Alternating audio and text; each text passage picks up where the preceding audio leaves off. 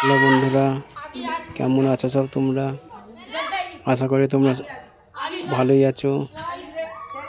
আজকে আমি একটু আমাদের আলমোড়াতে ঘুরতে বেরিয়েছিলাম। জেলা পঞ্চায়েত, এটা জেলা পঞ্চায়েতের এখানে এসেছিলাম।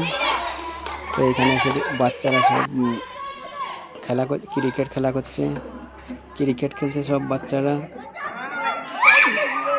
দেখে বেশ আনন্দ লাগছে, বাচ্চারা খেলাধুলা করছে। তারপরে ওইখান থেকে আবার একটু পাহাড়ের দিকে গেলাম ঘুরতে। দেখো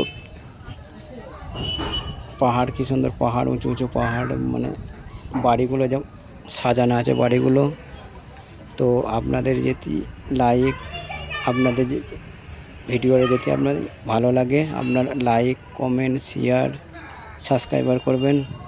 আগে আরও আপনাদের দেখাবার চেষ্টা করব ভালো ভালো জিনিস। বাই।